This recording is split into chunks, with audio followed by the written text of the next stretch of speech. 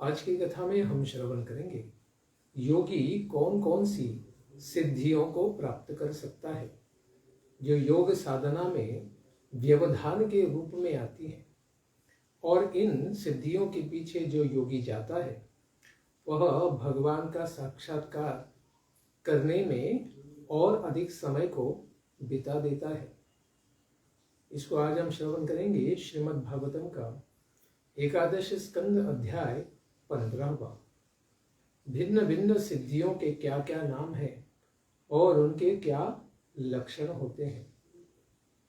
भगवान श्री कृष्ण और उद्धव जी के संवाद में हम इसे श्रवण कर रहे हैं। भगवान कहते हैं, प्रिय उद्धव, जब साधक अपनी इंद्रियों, प्राण एवं मन को अपने वश में कर लेता है, जीत लेता है और अपना चित्त इस प्रकार भगवान में लगा लेता है, तब उसके सामने सिद्धियां उपस्थित हो जाती हैं। इस प्रकार भगवान ने जब ध्यान करना योगियों के लिए आवश्यक है, उसके द्वारा भगवान का दर्शन हो सकता है।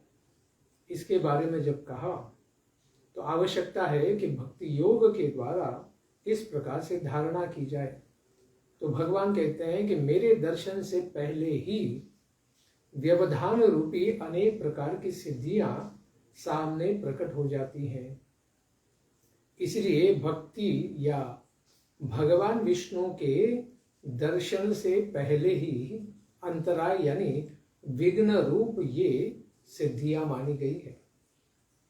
इस प्रकार से जब अपने मन को भगवान में लगाने वाले योगी के विघ्न रूप यह सिद्धियां योगियों के मन में उत्पन्न हो जाती हैं, इसीलिए उन सिद्धियों को त्याग कर ही परमात्मा परायण हो जाना चाहिए।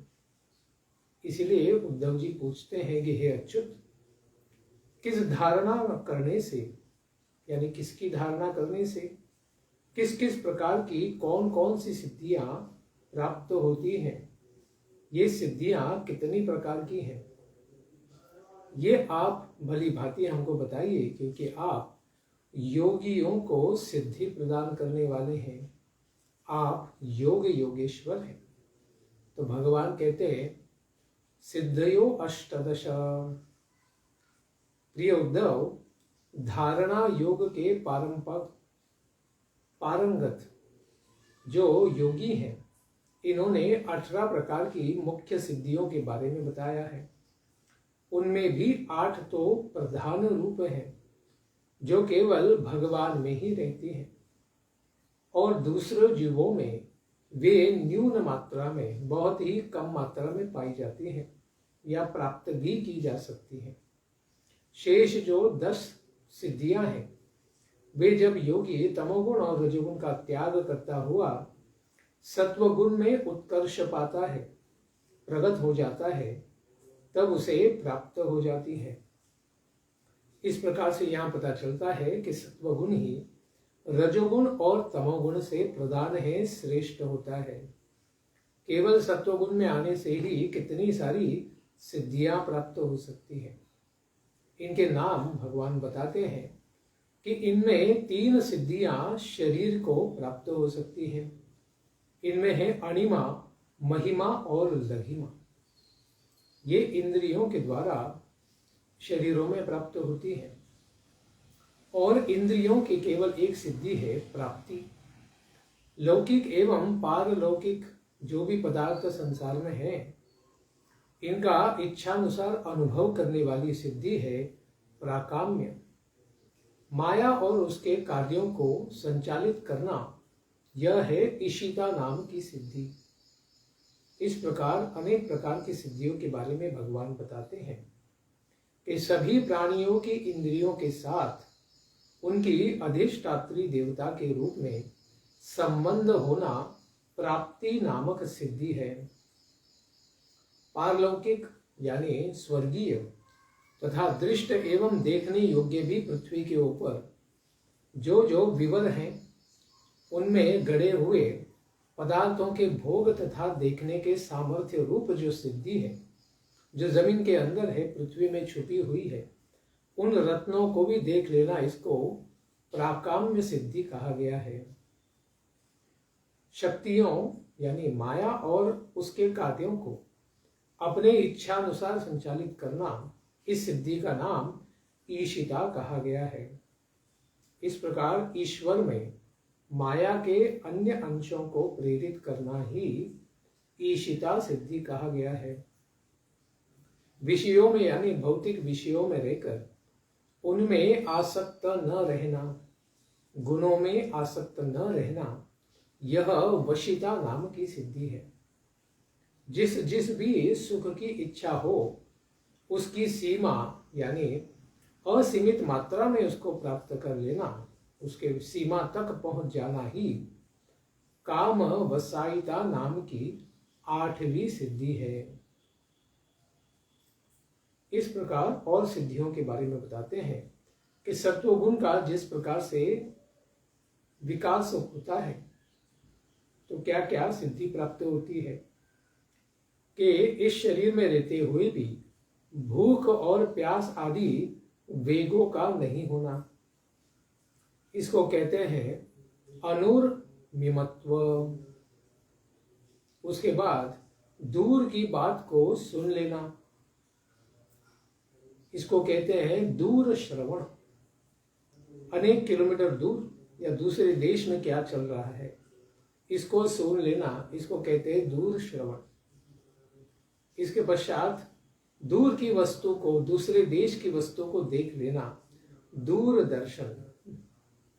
टीवी नहीं है ये, क्योंकि टीवी में तो जो प्रसारित होगा वही देख सकते हैं, लेकिन ये सिद्धि के द्वारा तो जो देखना चाहते हैं उसको देख सकते हैं। इस प्रकार से इसको कहते हैं दूरदर्शन। इसके पश्चात अपने मन के साथ ही शरीर को भी साथ में लेकर जिस स्थान पर जाने की इच्छा है उस स्थान पर पहुंच जाना, इस सिद्धि का नाम है मनोजव। मन के साथ शरीर भी उस स्थान में पहुंचा देना। उसके साथ अगली सिद्धि है इच्छा के अनुसार रूप बना लेना, काम रूप नाम की यह सिद्धि है। दूसरे जीव के शरीर में प्रवेश कर जाना, इसको कहते हैं परकाय प्रवेश। उसके बाद अपनी इच्छा के अनुसार शरीर का त्याग करना, इच्छा मरण, जैसे भीष्म देव को प्राप्त था। इस सिद्धि का नाम है स्वच्छंद मृत्यु। संसार में देवताओं की अप्सराओं के साथ क्या क्या क्रीड़ाएं चलती हैं उसको देखने की जिनको कामना है उनको इस सिद्धि का नाम बताते हैं भगवान देवानाम सह क्रीडानुदर्शनः। इसके पश्चात अपने संकल्प की सिद्धि कर लेना, यथा संकल्प सिद्धि, और अव्यवहित रूप से सबों को आज्ञा पालन कराना, यानी उस व्यक्ति की आज्ञा को सबको पालन करना पड़ेगा। आज्ञा प्रहिता गति ही। इस प्रकार से यह 10 सिद्धियां सत्वगुण के उत्कर्ष के द्वारा योगी प्राप्त कर सकता है, जो व्यवधान मात्र है। इस प्रकार यह जो मुख्य 10 सिद्धियों के बारे में बताया, उसके बाद कुछ उपसिद्धियां हैं उसके बारे में भी बताते हैं। जैसे त्रिकालज्ञता, वर्तमान भूत और भविष्य तीनों बातों को जान जाना, तीनों कालों में क्या क्या होने वाला है उसको जान जाना। अद्वंद्वम अर्थात शीत उष्ण, राग द्वेष, सुख दुख आदि द्वंद्वों के वश में नहीं होना, भ्रमित नहीं होना या उनके द्वारा नियंत्रित नहीं होना। उसके पश्चात परचित्ताद्य भिज्ञता, अर्थात दूसरे के मन में कौन सी बातें चल रही हैं इसको जान लेना। इस प्रकार से दूसरे के मन में प्रवेश करके उसकी बातें जान जाना। अग्निर्काम्बु विषादीनां प्रतिष्ठभः, अग्नि, सूर्य तथा विष की शक्ति को रोक देना। अपराजयः, किसी के भी द्वारा पराजित न होना। भगवान कहते हैं उद्धव, मैंने योग धारण से जो जो सिद्धियां प्राप्त होती है उनका नाम निर्देशक पूर्वक तुमको वर्णन किया है। अब मैं ये बताऊंगा कि किस धारणा से, किस प्रकार से धारणा करने से कौन सी सिद्धि प्राप्त होती है, यानी इन सिद्धियों को कैसे प्राप्त किया जा सकता है, उसको तुम ध्यान देके श्रवण करो। भगवान कहते हैं सारे जीवों की तन मात्राएं यानी सूक्ष्म शरीर की अवस्थाएं या इंद्रियों के विषय, ये सब भगवान का विराट रूप ही है, भगवान का भौतिक शरीर ही है। जो साधक मेरे उस शरीर की ही उपासना करता है, विराट की, उसे मेरे शरीर से अतिरिक्त किसी भी वस्तु का चिंतन नहीं होता है, यानी पूर्ण समाधि उसको लग जाती है। उस व्यक्ति को अनिमा नामक सिद्धि प्राप्त हो जाती है। इस सिद्धि से क्या किया जा सकता है?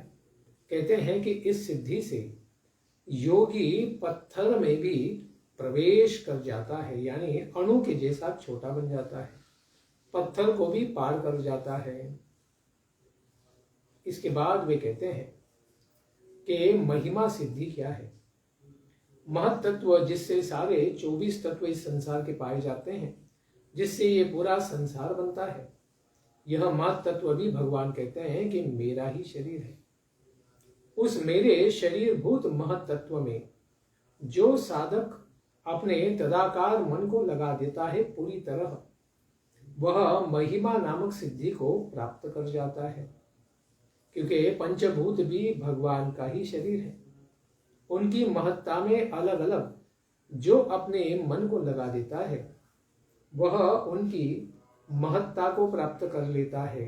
यह भी महिमा सिद्धि का ही एक रूप है।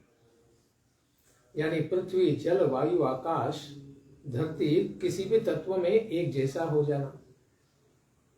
इसके पश्चात लघिमा सिद्धि के बारे में बताते हैं कि जो योगी पुरुष वायु आदि 4 भूतों के परमाणुओं को भगवान का ही रूप समझकर अपने चित्त को तदाकार बना देता है, उसे परमाणु रूप काल के समान ही अत्यंत सूक्ष्म वस्तु बनने का भी सामर्थ्य प्राप्त हो जाता है।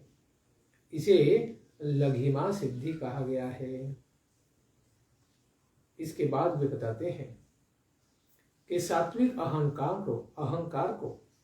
अहंकार सात्विक, राजसिक, तामसिक होता है। इसमें सात्विक अहंकार को भगवान का ही स्वरूप समझकर भगवान के उस रूप में जो योगी अपने संपूर्ण चित्त को लगा देता है, वह समस्त इंद्रियों का अधिष्ठाता रूप प्राप्ति सिद्धि को प्राप्त कर जाता है। इस सिद्धि का नाम कहा है प्राप्ति। इससे इस प्रकार की सिद्धियां भी प्राप्त हो जाती हैं। तो योग साधना में इतनी शक्ति है कि अनेक प्रकार की सिद्धियों को व्यक्ति केवल भगवान के एक एक तत्व में दर्शन करने मात्र से या धारणा करने मात्र से प्राप्त कर सकता है। जो योगी महत्त्वाभिमानी सूत्रात्मा भगवान में अपने चित्त को लगाता है, वह अव्यक्त जन्मा भगवान कहते हैं कि मेरी प्राकाम्या नामक सिद्धि को प्राप्त कर जाता है। फिर उसके द्वारा उसे इच्छानुसार सभी भोगों की प्राप्ति हो जाती है। जिस प्रकार का भगवान के द्वारा हर एक वस्तु को सिद्ध किया जाता है, ऐसे भगवान के ऊपर ध्यान करने वाला व्यक्ति भी हर प्रकार के भोग को अनायास ही प्राप्त कर सकता है भगवान की कृपा से। जो योगी तीनों गुणों से बनी हुई यह जो माया शक्ति है, इसके नियामक भगवान का एक तत्व है जिसको काल स्वरूप कहा गया है। ऐसे भगवान के काल स्वरूप विश्व की रूप की धारणा करता है, पूर्ण विश्व में अपना मन लगाता है और विश्व को भगवान के विग्रह के रूप में देखता है। वह शरीरों और जीवों को अपनी इच्छा अनुसार प्रेरित करने का सामर्थ्य प्राप्त करता है। इसी सिद्धि को ईशित्वा कहा गया है। इसके द्वारा हर एक जीव को अपनी इच्छा के अनुसार वह कार्य करने के लिए बाध्य कर सकता है। भगवान कहते हैं कि मेरे नारायण स्वरूप में, जिसे तुरीय चौथी अवस्था और भगवान भी कहते हैं, उसमें अपने मन को लगाने वाला योगी, वह मेरे स्वाभाविक गुण उसके भी हृदय में उद्भूत हो जाते हैं, आंशिक रूप में, क्योंकि जीव है, अंश है, तो आंशिक ही सिद्धि प्राप्त करता है। इस प्रकार वह योगी को वशीता नामक सिद्धि की प्राप्ति हो जाती है, यानी वह जो चाहे वह प्राप्त कर लेता है, क्योंकि भगवान में 6 ऐश्वर्य हैं। इस प्रकार से आंशिक रूप में भी जीव में ये प्राप्त हो जाते हैं, जैसे धर्म, यश, श्री, ज्ञान, वैराग्य, इनके अंशभूत उसके हृदय में प्रकट हो जाते हैं। भगवान कहते हैं मैं तो निर्गुण ब्रह्म हूं, यानी तीनों गुणों से परे हूं। मुझमें इस प्रकार अपने मन को लगाने वाला योगी परमानंद स्वरूप काम वसायिता नामक सिद्धि को प्राप्त कर लेता है। इस सिद्धि की प्राप्ति हो जाने पर योगी सारी मनोकामनाएं प्राप्त कर लेता है, यानी उसको अप्राप्य इस संसार में कुछ भी नहीं रहता है। जो भी इच्छा करता है सब कुछ उसे प्राप्त हो जाता है। इसीलिए ये सिद्धि बहुत ही विशेष सिद्धि है। इसके बाद भगवान कहते हैं कि मेरा जो रूप श्वेत दीप का स्वामी है, क्षीरोदक्षाई विष्णु के रूप में, वह अत्यंत ही शुद्ध एवं धर्ममय है। इस प्रकार मेरे उस रूप की जो धारणा करता है, उसे धारण कर लेता है, वह भूख, प्यास, शोक, मोह और जन्म मृत्यु, यह 6 उर्मियों से रहित हो जाता है। इस प्रकार के विकार फिर उसके मन में या शरीर में कभी भी उत्पन्न नहीं होते हैं, क्योंकि भगवान में ये नहीं है, तो जीव में भी ये आ जाती हैं शक्तियां, उसको शुद्ध रूपता की प्राप्ति हो जाती है। भगवान कहते हैं कि मैं समष्टि प्राण रूप आकाश आत्मा हूं, जगत की चेतना भी भगवान ही है। इस प्रकार जो योगी मेरे इस रूप में मन के द्वारा अनाहत नाथ ओंकार को नित्य ही बिना रुके बिना कटे चिंतन करता है, वह दूर श्रवण नामक सिद्धि को प्राप्त कर जाता है। वह संसार में कहीं भी जो भी शब्द उत्पन्न हो रहा है उसको एक ही जगह पर बैठकर श्रवण कर लेता है। जैसे सारा विश्व एक न्यूरॉन्स के जाले की तरह साथ में जुड़ा हुआ है, हर एक न्यूरॉन दूसरे के साथ जुड़ी है, इसलिए वो कहीं से भी कोई भी ध्वनि श्रवण कर सकता है और आकाश में ही उपलब्ध होने वाली विविध प्राणियों की भी जो बोली है उसको सुन भी सकता है और समझ भी सकता है। सारे जीवों की भाषा उसे समझ में आ जाती है, बहुत ही विशेष ज्ञान उसे प्राप्त हो जाता है। और जो योगी अपने आंखों को सूर्य से संयुक्त करके तथा अपनी आंखों में सूर्य को देखता है और सूर्य को अपने नेत्रों में संयुक्त करके दोनों के संयोग में मन से जब भगवान का चिंतन करता है तो वह सूक्ष्म दृष्टा संपूर्ण विश्व को देख लेता है।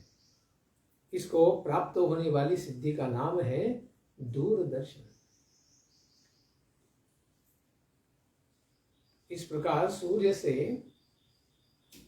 भगवान का भाव कर लेने से आंखों में सूर्य देखना या सूर्य में सारे संसार को वह दर्शन कर सकता है, क्योंकि सूर्य ही सारे संसार को चमकाते हैं। तो जितना वो संसार को अपना प्रकाश देते हैं उतना संसार यह योगी एक जगह पर बैठकर ही देख सकता है। इस प्रकार देह और मन को प्राण वायु के साथ जब भगवान में संयुक्त योगी करता है, उसी में भगवान की धारणा करता है, उसको मनोजव नाम की सिद्धि प्राप्त हो जाती है। इस प्रकार भगवान परमात्मा की धारणा के प्रभाव से यह योगी जहां कहीं भी जाने का संकल्प करता है, वहां पर उसका शरीर और मन दोनों ही तुरंत तत्क्षण पहुंच जाते हैं।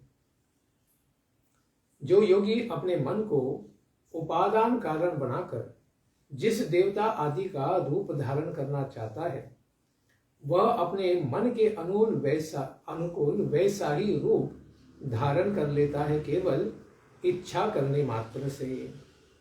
इसका कारण है कि उसने अपने चित्त को भगवान के साथ जोड़ रखा है। जो योगी दूसरे के शरीर में प्रवेश करना चाहता है, वह ऐसी भावना करे कि भगवान उसी शरीर में है और फिर वो भी उस शरीर में है।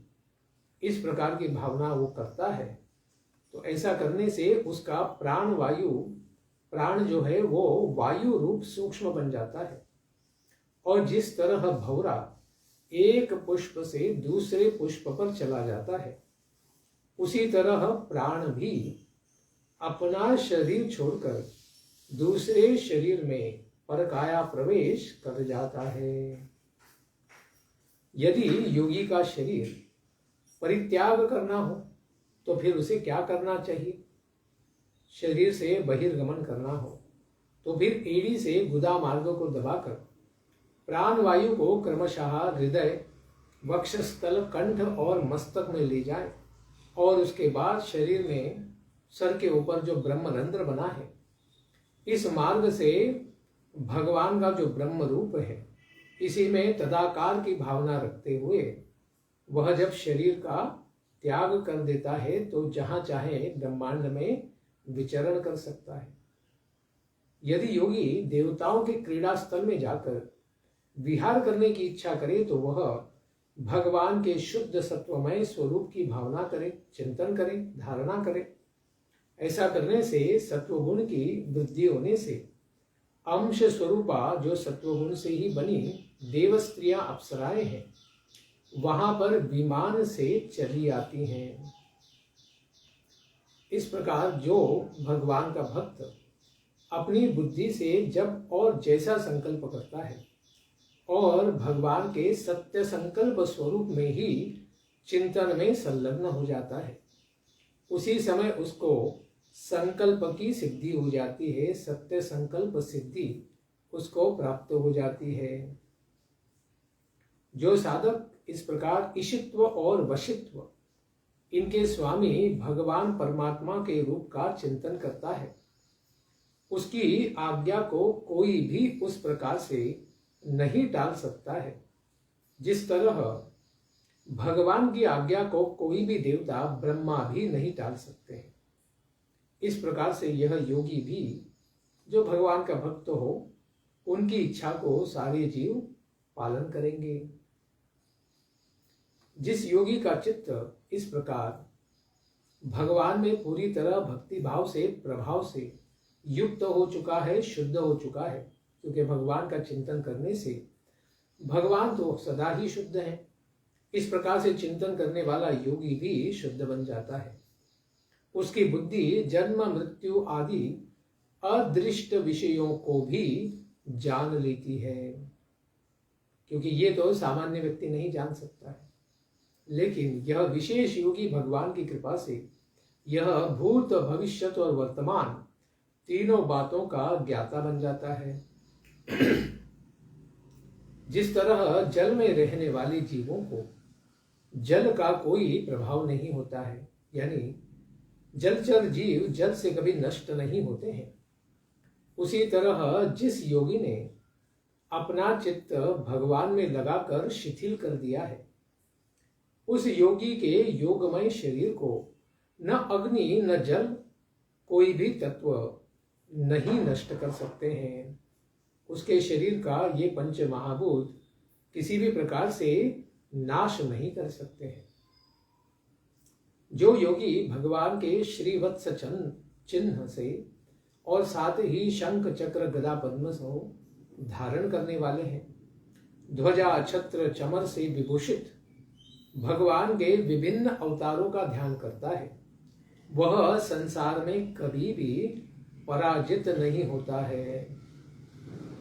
इस प्रकार जो योगी मननशील है, उपासक है, भक्त है, इस प्रकार से योग धारणा के द्वारा भगवान की उपासना करता है, उसके समक्ष ये सारी जो 18 प्रकार की सिद्धियां हैं पूर्ण रूप से उपस्थित होती हैं और उनको आंशिक रूप में ही प्राप्त हो सकती हैं, क्योंकि पूर्ण रूप से वे केवल भगवान के पास ही होती हैं। जिस व्यक्ति ने अपने इंद्रियों को तथा प्राणों को भी विजय प्राप्त कर लिया है, मन से सबको जीत लिया है, उस मननशील और भगवान की धारणा करने वाले योगी को कोई भी सिद्धि दुर्लभ नहीं होती है। इसलिए अगर भगवान की भक्ति करे तो यह व्यक्ति सब कुछ पा सकता है। जैसे बालक प्रहलाद केवल भगवान का नाम भजन करने से वह किसी भी प्रकार के तत्व के द्वारा नष्ट नहीं हो पा रहा था। उसने इच्छा भी नहीं की थी, ये सिद्धियां अपने आप ही उसकी सेवा करने लगी, क्योंकि वे भगवान के परम भक्त बन चुके थे।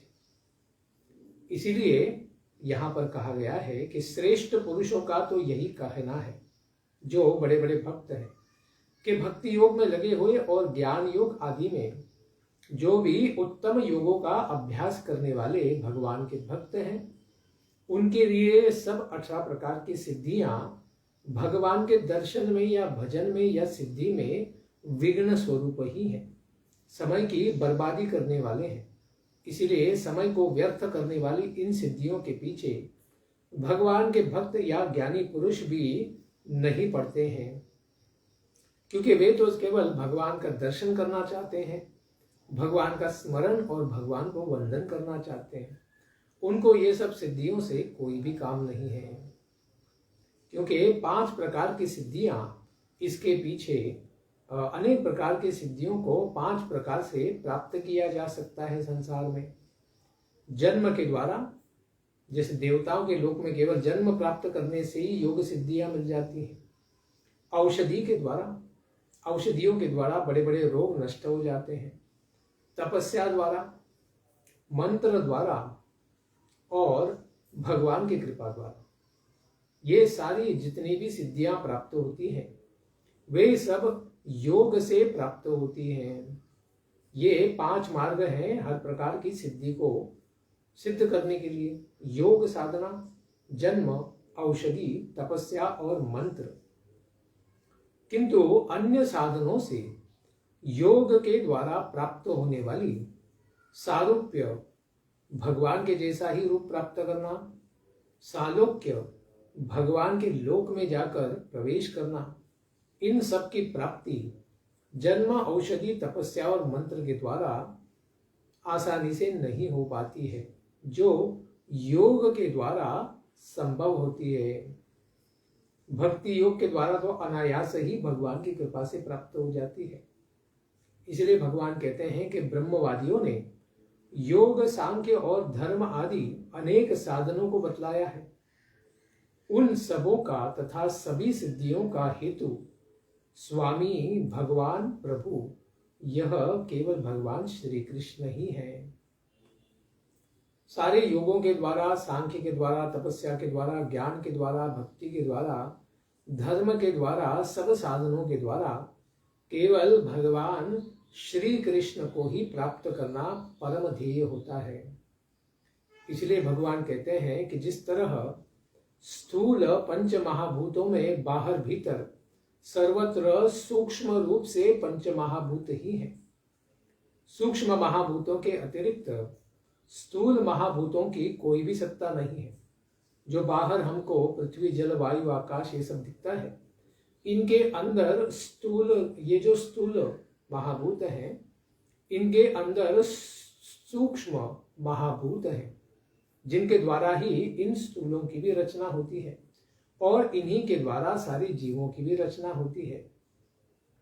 उसी तरह भगवान कहते हैं कि मैं समस्त प्राणियों के भीतर दृष्टा रूप से अंतर्यामी परमात्मा रूप से विराजमान हूं और बाहर दृश्य रूप में भी विराट के रूप में यह मेरा ही भौतिक रूप है। इसलिए मुझ में भीतर और बाहर का भेद नहीं है। जैसे यशोदा माता ने जो वृंदावन बाहर आंखों से देखा, उसी वृंदावन या ब्रह्मांड को उन्होंने बालक कान्हा के मुख में देखा। इसलिए भगवान का बाहर और भीतर कोई भेद नहीं है, क्योंकि वे तो निरावरण यानी किसी भी आवरण से परे हैं और अद्वितीय हैं। भगवान के जैसा दूसरा कोई भी नहीं बन सकता है। इसलिए सारी सिद्धियां केवल अंश रूप में ही योगी प्राप्त कर सकता है। लेकिन भगवान स्पष्ट रूप से बताते हैं कि मेरे भक्त हो जो भक्ति योग में लगे हैं या ज्ञान की प्राप्ति में कोई ज्ञानी लगे हैं, वे भी इन सिद्धियों के पीछे नहीं भागते हैं।